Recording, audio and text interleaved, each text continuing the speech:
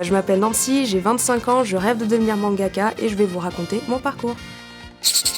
Ça m'est venu de mon papa, enfin de mes parents en général, qui m'ont montré des mangas, c'est pour ceux qui connaissent le Club Dorothée. Je suis passée par Ulysse 31, Télémac, Albator, et tous les anciens jusqu'à arriver au manga que je connais moi. Le manga par lequel j'ai commencé, c'est Love Hina du coup, par Kanakamatsu, et après j'ai continué sur tout ce qui est les grosses sagas, One Piece, Dragon Ball sur le début, et Radiant pour citer un bon manga français. J'ai fait un bac STMG, donc Sciences Technologiques, Management et Gestion. Passé ce bac, je suis tout de suite partie en école de dessin. C'était Eurasiam, j'y suis restée pendant 3 ans. De la première année, on désapprend à dessiner pour réapprendre vraiment tout ce qui est base. Donc si on pensait être bon, au final, on va découvrir que finalement on avait quand même pas mal de lacunes sur certaines choses. Il y a celui-ci, et celui-là en fait il faisait partie des premiers dessins que j'avais fait pour une compile pour la Japan Expo. Ça s'appelle un Zine du coup, donc ça regroupe pas mal d'illustrations qui sont compilées en un petit livre, et il me tient vraiment à cœur parce que j'aime bien la partie traditionnelle des dessins. Et mon projet personnel depuis le 2017 du coup, sur lequel je travaille avec une amie, est toujours en cours. Moi je fais le dessin et mon amie s'occupe du scénario. Voilà, ça fait 5 ans qu'on bosse dessus. En moyenne c'est 7 ans de travail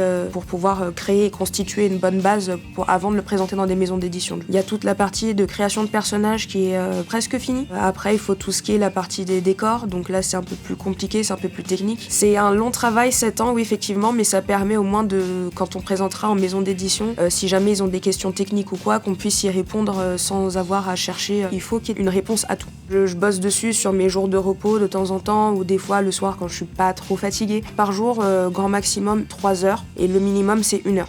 C'est un de mes premiers dessins dessins sur tablette. Je crois qu'il a duré à peu près 8 mois.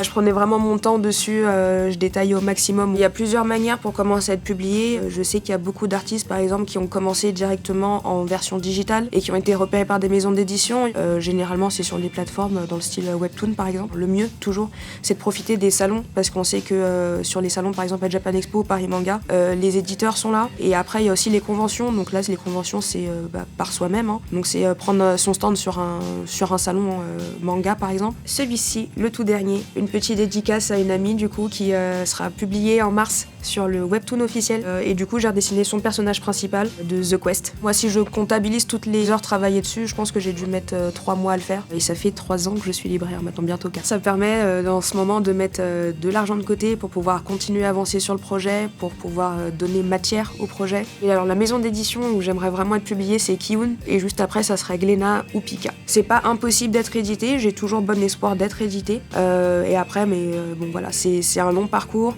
il faut beaucoup donner de soi quand même pour essayer de répondre au mieux à la demande des lecteurs.